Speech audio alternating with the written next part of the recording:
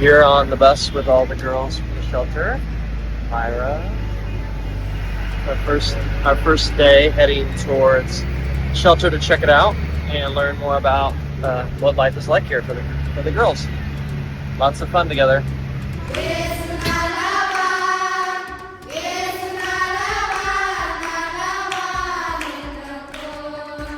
So, day 2 here in Cuttack, India. We're here at the shelter, one of the bright shining stars of the Church of God movement. You may have heard of it through Chalk Traffic Light years ago or through Children of Promise. And this is a program that is really unique because the girls who live here, all the way from little kids up to kids about to graduate high school, they are all at risk of human trafficking and exploitation in the small villages where they come from. Many of these girls have parents, or at least one parent, but because of the extreme poverty they were born into, mom and dad may work far away or maybe aren't able to take good care of the girls, and they were at risk, sometimes being left for days or even longer alone to fend for them and even their siblings. So the shelter is a place for them to grow up with other kids their age in safety, and to also have safe adults like our director Sam, who are watching out for them, who are making sure that they're healthy and safe, getting them to school for their exams and all of their classes, and caring for them. And because of that, there's about 90 girls here right now. These girls have hope. And while it is difficult to leave mom and dad as a little kid and come to the shelter, every girl I've interviewed today said that one of their favorite things that's happened to them in the last few years is being able to come here to the shelter, to be safe, to have friends. And you can see and feel the palpable joy in this place, where kids who had very little opportunity and hope and were even in danger at times now feel safe behind these walls, protected, and growing up in an awesome, strong community of girls like them who are watching out for them. So it's a very special place. If you've ever wanted to come and visit the shelter, you can do that in the future with Children of Promise. We'll be back every 3 years, and I would love for you to come and see what God is doing in an amazing place like this one. Hello. Hey everyone, we are here at the shelter. You can see the kids all here, and this is our director Sam.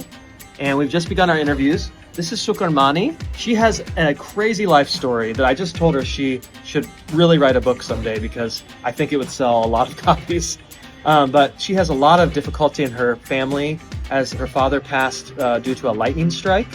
And it forced their family into a lot of stress, where the mother could not care, and they were forced, for her and her sister, they had nowhere else to go, and were able to thankfully be here at the shelter. Because in a place like this, kids, when they have something terrible happen, often they fall into the gaps. They have nowhere to go. And because of Sam and her team, she's been able to come in. And what's so awesome is she was just telling me that she is a track and field junior champion in her school in running, in high jump and long jump.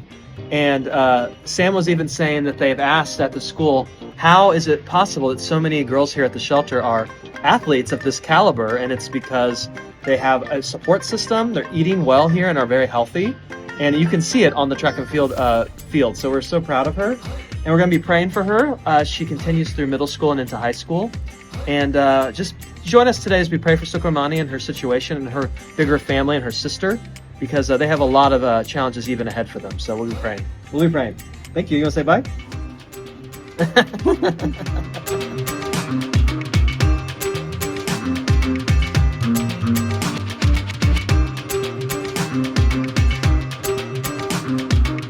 We always love the surprises we find on these trips and new cultures. And we're here in India, and you can see some of the kites flying around the city. And they told us it's kiting season, which is something I didn't know about. So I was reading about it. For literally thousands of years, people in India and other parts of this part of the world have had kiting competitions, kiting races, kiting fighting, which is so fun. And last night at sunset, we saw neighbors here in the neighborhood fighting their kites with by rolling the kite wire in glass. They actually fight with each other, trying to cut each other's kites down. It's a tradition you can see all over the city. Kids playing, adults playing. It's just fun, all the little surprises that you see when you go to a new culture and experience a new place. Hello. Hey everybody, we are just finishing up our first night of interviews here, and this is Niharika. She is a very special student here at the shelter because just a few weeks ago, she was very, very, very sick. Sam here and she was sending updates to our WhatsApp, and people all around the planet were praying for Niharika because there was a few hours where the doctors weren't even sure what was going to be happening with her. Turns out she had a very bad infection that was threatening her life. And many of the girls here at the shelter today told us their favorite thing this year was when she came back. And she's doing well now, feeling much better. We were just talking about her trophies she's won in track and field, and we're very, very, very thankful. She told us that a lesson she learned through this very scary medical situation was she felt the prayers of people all over the world.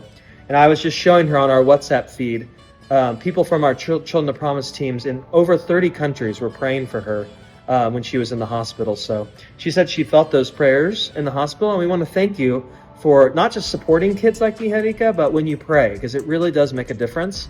In a small town like this in Eastern India, when a kid can feel that they're being supported, it really helped her pull through those scary moments. And thank you so much to Sam and her team for supporting her in a very scary time, to advocate for a kid like her so she could stay well. So thank you so much.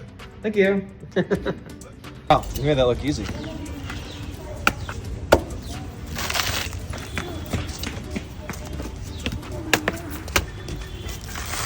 good. Everyone will do this expert. Headed to the shelter for our next day of interviews, following our director Sam on her motorbike, the busy streets of Katak. Yes. Today we are here at Katak Shelter Orphanage.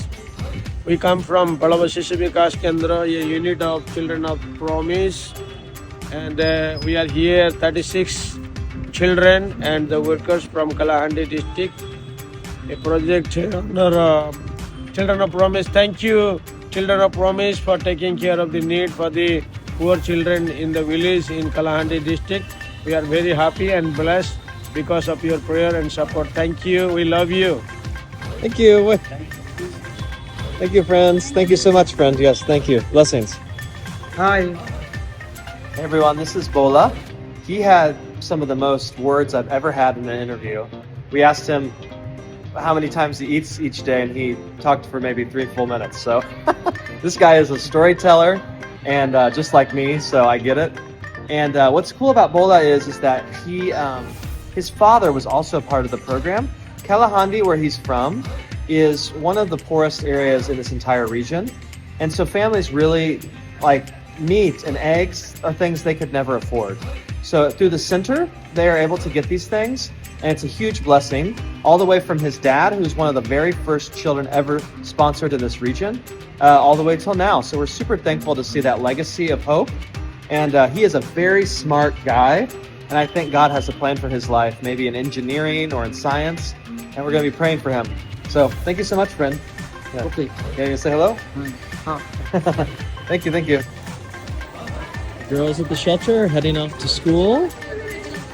This is a daily processional after they do their morning prayer together. So cute in their school dress. Here's the older girls. They wear a different color. Bye-bye. Have a good day. We have back door to the school. Just as a reminder, many of these girls in their former lives before coming to the shelter were not in school and would have struggled to be in school because of struggles in their family and struggles in their communities. Many of them were considered unqualified or lesser than based on their family history, even untouchable, some of them. And now they have the right to go to school, and many of them are thriving and looking to do great things with their careers as they grow up. Very proud of all of them. Bye-bye. Well, we're finishing up our last few hours here at the shelter, and it's been a really special trip.